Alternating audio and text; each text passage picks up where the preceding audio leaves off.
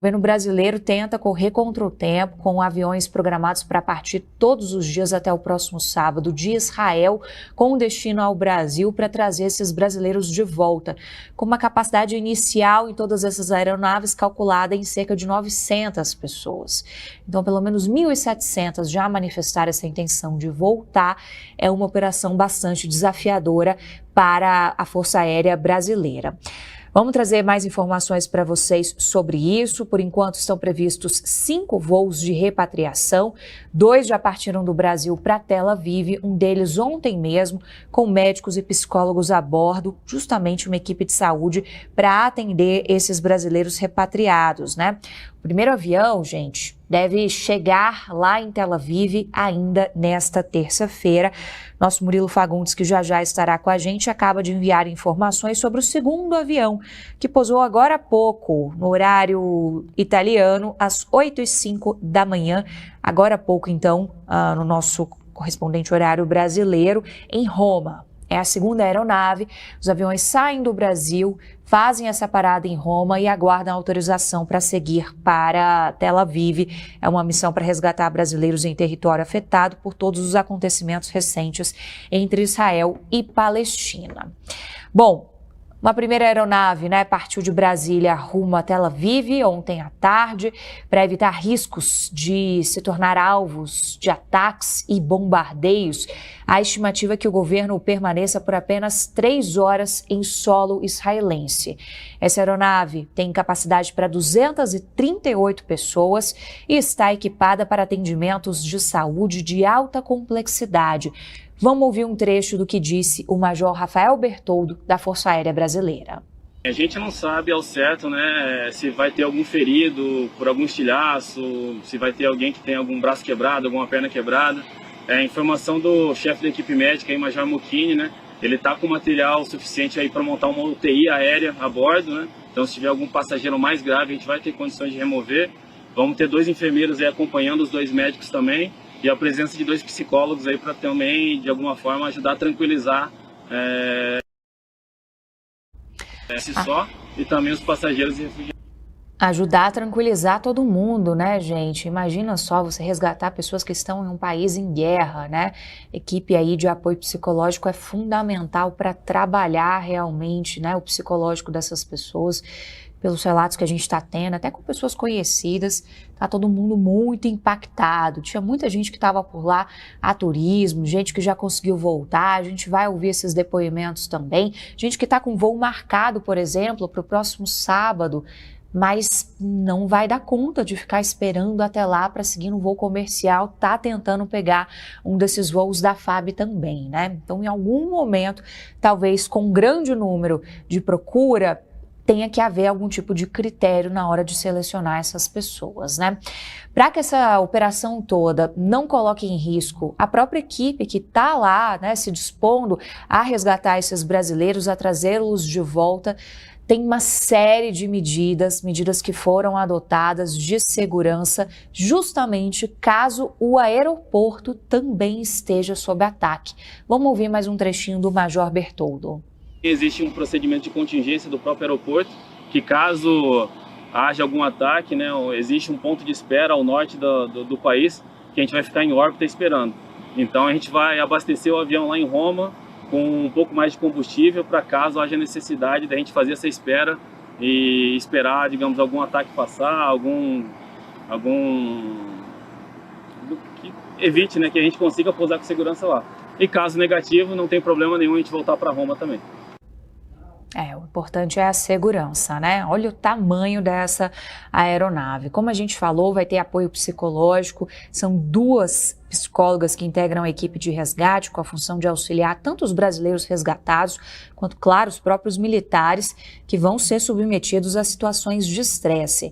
A nossa equipe ouviu a capitã Bianca Rovella, que é psicóloga da FAB. Vamos trazer um trechinho do que ela disse. A gente considera que toda situação de crise, emergência, catástrofe, elas são potencialmente traumáticas para as pessoas, Então, o nosso trabalho ele vai consistir em prestar um suporte psicológico para tentar, de alguma maneira, amenizar o sofrimento, para que elas possam restabelecer à normalidade, né, e retornarem em segurança para casa, né, para o Brasil. Além disso, a nossa intenção é poder prestar o suporte psicológico também à tripulação que está se expondo a uma situação de risco também, né? Então, o trabalho da psicologia vai consistir em prestar o suporte aos repatriados e à equipe de militares envolvidos nessa missão também. É uma iniciativa inédita da Força Aérea, da gente estar compondo a equipe com psicólogos. Nós já atuamos em outras situações de catástrofes também, mas em um cenário de guerra real é a primeira vez que a Força Aérea está enviando psicólogos para compor a tripulação. É importantíssimo esse apoio num momento de bastante impacto também para todo mundo que está envolvido nessa situação, né? É claro que a equipe de psicólogos que está embarcando ainda não sabe ao certo, né, quais são as condições psicológicas de cada brasileiro que eles vão encontrar por lá. O grupo, segundo a psicóloga Bianca Rovella, capitã Bianca Rovella, está preparado para lidar, independente da situação, com todos os estresses envolvidos nessa operação, inclusive com crianças também. Tem muitas crianças, a gente já vai contar uma história nesse sentido, que estão justamente já apresentando e podem vir a apresentar depois sintomas de estresse, né? Seja durante o trauma ou até um estresse pós-traumático. Para cada tipo de paciente existe uma técnica diferente a ser utilizada, né? O que a gente chama ali de primeiros socorros psicológicos. Isso vai ali da especialidade da psicologia, né? Então, sim, cada um tem um tipo de cuidado que é requerido e a gente está pronto para poder fazer essa atuação. A gente chama de equipe interdisciplinar, né? A gente sabe que muitas vezes os efeitos psicológicos desencadeiam efeitos físicos e vice-versa, então é um trabalho em conjunto. Bom, são 2 aeronaves já, então, que partiram para essa missão. Na noite de domingo, este outro avião já havia decolado do Rio Grande do Norte para buscar brasileiros. É essa aeronave que é esperada para aterrissar em solo israelense ainda nesta terça-feira. Fez a mesma parada em Roma que esse outro avião que a gente estava contando para vocês, que trouxemos imagens também, acaba de chegar em solo italiano. Até o próximo fim de semana vão ser 5 aviões da FAB para trazer de volta para o Brasil cerca de 900 pessoas. Os candidatos à repatriação vão ser acomodados em listas de prioridades, daí aqueles critérios que eu mencionava para vocês vão ter preferência. Quem mora no Brasil e quem está sem passagem aérea. Como eu disse, tem muito brasileiro que estava em excursão, tem muitos grupos religiosos que vão até Israel, né, para fazerem, enfim, trajetos que sejam muito simbólicos, né, para suas religiões e que tinham passagens marcadas em voos comerciais. Algumas companhias aéreas cancelaram esses trajetos de seus países até Israel. No caso das companhias que fazem o trajeto até o Brasil, até a última informação que a gente tem é que há muitos voos que ainda estão ali conforme o planejamento. Então é uma situação para ser acompanhada muito bem de perto, como vai contar para a gente o comandante da aeronáutica, o Marcelo Damasceno. Voltando em Paz foi o nome dado à operação. Fizemos levantamento, é a maior operação de repatriação da nossa história. Tivemos a operação do Líbano, que nós usamos 2 aeronaves antigos Boeing 707, repatriamos 300 pessoas. Nós planejamos então de amanhã até sábado 5 voos. Esses voos decolarão sempre de Tel Aviv, no horário de Brasília às 12 horas e no horário de Tel Aviv 18 horas. Os 5 voos, são 4 voos com as aeronaves de grande porte, o KC-30, que é o nosso Airbus está aqui atrás, Airbus 330. O primeiro deles já está em Roma, decola amanhã 5 horas, hora de Brasília, pousando em Tel Aviv às 8 horas, para que façamos então a nossa primeira decolagem às 12 horas, hora de Brasília. Dos 5 voos, então 4 com o KC-30, com cada um com 210 passageiros, o primeiro, o segundo, o quarto e o quinto voos, que soma 840 passageiros. O terceiro voo será feito por um KC-390, que decolará também no meio-dia da quarta-feira, da quinta-feira, trazendo 60 passageiros. Diferentemente dos voos do KC-30, são voos direto Tel Aviv para o Brasil, vou depois falar quais são os destinos. O KC-390 para Tel Aviv, Lisboa, Ilha do Sal, no Atlântico, Recife, para deixar já os companheiros do Nordeste que lá queiram ficar, e seguido para Guarulhos. O único voo para Guarulhos é esse, o KC-390. Muita gente se perguntando, né? Ué, Isabel, a conta não está fechando, são 1.700 brasileiros que já manifestaram esse interesse. A operação que foi montada até aqui pela Força Brasileira dará conta de trazer até sábado 900 brasileiros. Mas, como é um conflito que ninguém sabe quanto tempo pode durar, o planejamento da Força Aérea Brasileira é, inclusive, ampliar, caso seja necessária, essa operação para as semanas seguintes. Então, o momento é justamente ir acompanhando a evolução do conflito, as questões de segurança para as equipes da Força Aérea Brasileira chegarem lá e trazerem esses brasileiros de volta com segurança. Justamente esse próximo trechinho que o Major, comandante Marcelo Damasceno, comandante da Aeronáutica, vai contar para a gente. Estamos analisando outras opções também, mas considerando a operação da Força Aérea, nós entendemos que a cada 5 dias podemos repatriar 900 pessoas, o que é um número bastante elevado, em tão curto espaço de tempo, uma distância tão longa que é um voo de 13 a 14 horas. Né? Então entendemos que o primeiro impacto de 900 pessoas é realmente uma operação de grande porte, como disse, a maior da nossa história, mas está muito bem elucidada, muito bem equacionada. Esperamos que até próximo sábado à noite nós já estejamos aqui no Brasil com 900 pessoas, brasileiros ou não, tem parentes que não são brasileiros, mas estarão muito bem-vindos. Tendo sucesso nesse primeiro pacote, é mais ou menos repetir o que nós estamos fazendo, né?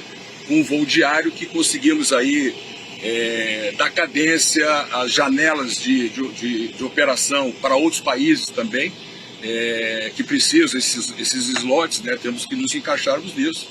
Mas o importante é que nós, pela informação que eu tenho, nós somos o terceiro país, né, e o mais longo, mais distante a fazer essa operação.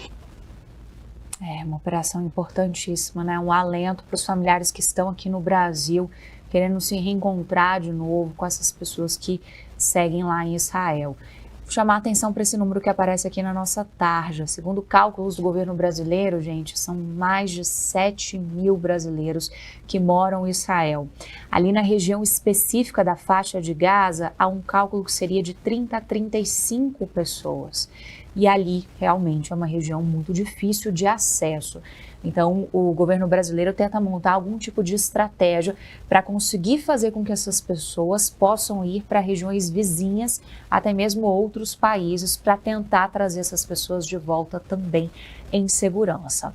A gente vai trazer mais um trecho do que disse o comandante da Aeronáutica, Marcelo Damasceno, justamente no sentido de que, neste momento, o planejamento da FAB está de olho em como seria fazer essa operação por países vizinhos, não somente pela capital Tel Aviv, lá em Israel.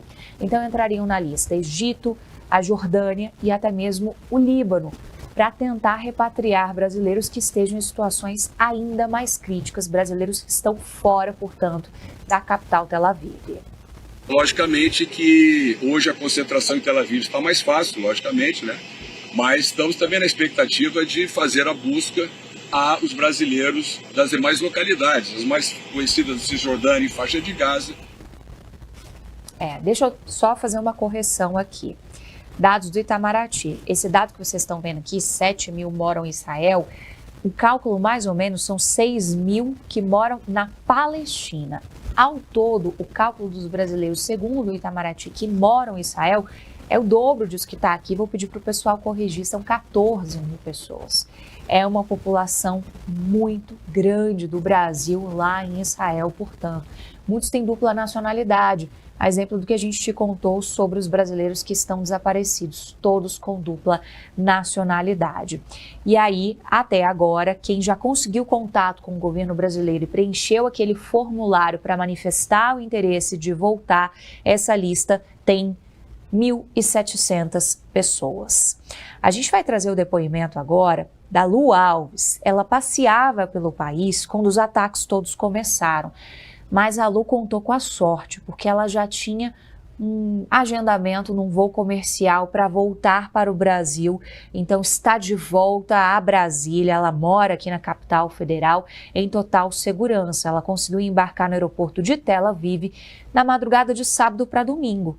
Então 24 horas depois que toda essa loucura recomeçou ali no país. Vamos escutar o que ela contou para a nossa equipe. Daqui do aeroporto a gente consegue ouvir alguns barulhos e eventualmente algum alerta. É uma situação complicada, o aeroporto está assim, cheio de pessoas e, enfim, estamos aguardando e tentando manter a calma. Olha só, gente, localizar aqui essa cena então. Isso é justamente na madrugada de sábado para domingo. Ela chegou até um pouco antes lá no terminal de Tel Aviv e estava esse caos, o aeroporto lotado. As informações que a gente tem acesso dão conta de que continua esse caos. Muita gente lotando o aeroporto na tentativa de sair do país o quanto antes. E gente de diversos países, né? A Lu, a notícia boa, que já está de volta então ao Brasil e aí sim conversou com a nossa reportagem. Olha só o que ela contou. A gente saiu dali com o coração assim aliviado de já não estarmos ali, mas ao mesmo tempo com o coração apreensivo pelos que ficam, tanto as pessoas que a gente conhece, quanto todos os moradores, independente do lado que esteja, né, gente? Ninguém merece passar por uma guerra. Realmente é uma situação muito alarmante. Que bom, né? Que deu tempo deles escaparem disso, contaram com a sorte de ter um voo comercial que não precisou ser cancelado, né? Não passaram por esse estresse e conseguiram voltar em segurança. Mas tem brasileiros que seguem por lá e seguem amedrontados diante do inesperado e diante de não saber de fato onde que tudo isso vai dar, se essa escalada do conflito vai continuar ou não. A gente ouviu nossa colega, jornalista brasileira Carolina Rizzo. Ela mora em Tel Aviv já há muitos anos com o marido. Os dois têm 2 filhinhos pequenos e estão tentando voltar ao Brasil. E aí, gente, outra questão que a gente às vezes não pensa inicialmente, mas essas pessoas têm toda uma vida construída por lá. E essa vida inclui outros membros da família que de praxe, assim, em primeiro momento, não estariam autorizados a viajar. No caso da família da Carol, são 3 gatinhos que ela está tentando trazer. Ela gravou um vídeo especial aqui para o Brasil agora e conta como que ela e a família têm passado os dias no país. Eu moro aqui em Tel Aviv com meu marido e os meus 2 filhos pequenos. Estamos bem angustiados com essa situação toda que está acontecendo aqui perto da gente. Já tivemos que lidar com as sirenes antimíssil e ter que correr para o abrigo antibomba que tem aqui em casa. A gente olha aqui pela varanda e vê as ruas desertas, né, de um jeito que a gente nunca tinha visto. A gente não pode sair de casa, a gente tem que ficar se mantendo protegido aqui, ainda mais com 2 crianças pequenas que não podem ir para um parquinho, não podem ir para a escola, que não estão entendendo nada, que vem que a gente está estressado, angustiado, né? E a gente tenta tranquilizá-los, mas é difícil, porque você não sabe o que vai acontecer. A gente está aqui acompanhando notícia freneticamente, né, para saber se está sob controle, se está fugindo do controle, aqui nessa contraofensiva aí de Israel. E é meio angustiante. A gente já se inscreveu, a gente está na lista de espera da FAB para poder pegar um dos próximos voos, né, para o Brasil.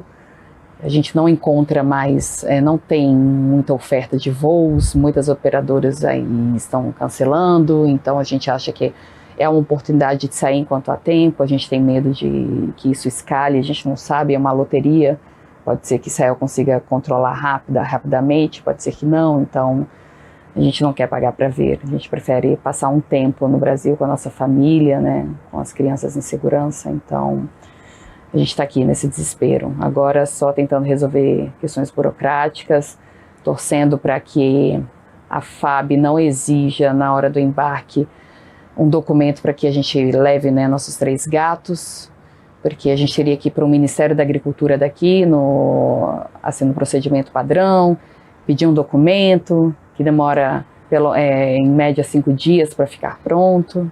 Então a gente não está podendo nem sair de casa, quanto mais ir para o ministério que fica longe daqui. E a gente realmente espera que a FAB se sensibilize com essa questão, né, de quem tem animais de estimação e está tentando voltar, que não quer deixá-los para trás. Porque a gente não vai ficar esperando cada dia de uma guerra, sabe? É um dia precioso que você poderia estar usando para se proteger, para tentar ir para longe. Então, a gente não quer perder esse tempo tentando ir atrás de documentos. Então, a gente está um pouco angustiado com isso, com essa situação, mas espero que haja essa sensibilidade, assim como houve no caso dos brasileiros também da Ucrânia, né, que passaram por uma situação também semelhante de fuga e com pets e tudo. Mas, de qualquer forma, a gente está bem, a gente está seguro, estamos em casa e tentando fugir daqui o mais rapidamente possível. Carol, a gente está com um pensamento aí em vocês. Obrigada por compartilhar o relato com a gente.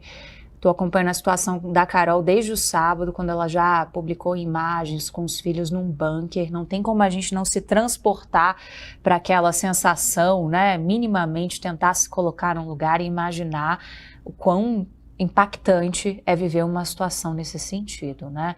Seguimos apreensivos aqui no Brasil também, que na lista de desaparecidos ainda tem 2 brasileiras que estavam naquela rave que ocorreu a uma distância de cerca de 35 quilômetros da faixa de Gaza.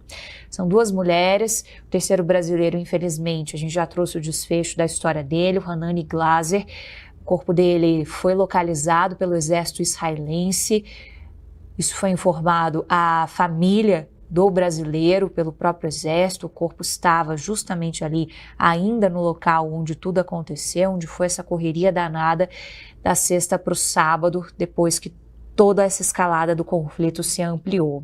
Os brasileiros todos participavam desse festival de música eletrônica, quando a festa também foi atacada por militantes do Hamas. Vamos trazer informações para vocês, tem reportagem sobre isso que a gente acompanha agora. Começaram a jogar bomba na festa.